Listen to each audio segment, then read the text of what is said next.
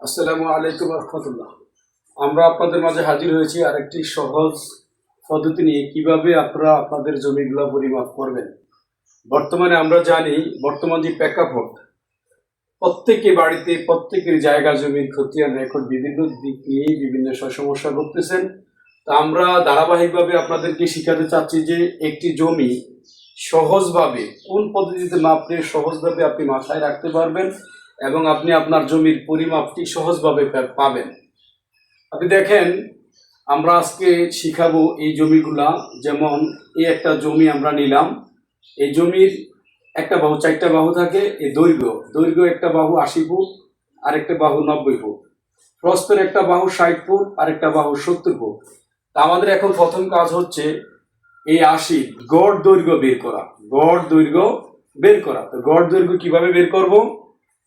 80 foot এবং 90 ফুটের যোগ দিব। 80 ফুট যোগ 90 ফুট ইকুয়াল টু 170 ফুট। 170 2 দ্বারা ভাগ করিলে যে 85 ফুট হয়, এই 85 ফুট হচ্ছে আমাদের গড় বাহু। তাহলে আমরা বুঝতে পারলাম এই দুইটা দৈর্ঘ্যকে যোগ করে 2 দ্বারা ভাগ করিলে যে রেজাল্ট হয়, এটা হচ্ছে আমাদের দুই বাহুর গড় দৈর্ঘ্য। তাহলে আমাদের গড় দৈর্ঘ্যর বাহু পাইছি 85 ফুট। আসেন আমরা প্রস্থের একটি বাহু 60 ফুট আর একটি বাহু 70 ফুট। তাহলে গড় প্রস্থ 60 ফুট যোগ 70 ফুট ইকুয়াল টু 130 ফুট। 130 ফুটকে 2 দ্বারা ভাগ করিলে আমরা 65 ফুট পাবো। এখন আমাদের কাজ হচ্ছে এই দুই বাহুর যে আমরা বাহু পাইলাম, গড় প্রস্থের বাহু পাইলাম 65 ফুট, গড় দৈর্ঘ্যের বাহু পাইলাম 85 ফুট। তাহলে আমরা এই দৈর্ঘ্য এবং প্রস্থকে গুণ করিলে দৈর্ঘ্য আমাদের 85 ফুট এবং প্রস্থ হচ্ছে 65 ফুট। দেখেন আপনি, দৈর্ঘ্য ইন্টু প্রস্থ, তাহলে আমাদের গড় দৈর্ঘ্য হচ্ছে 85 ফুট, গড় দৈর্ঘ্য হচ্ছে 85 ফুট, গড় প্রস্থ হচ্ছে 65 ফুট। তাহলে এই গড় দৈর্ঘ্য এবং প্রস্থকে আমরা ক্ষেত্রফলে নিতে হবে।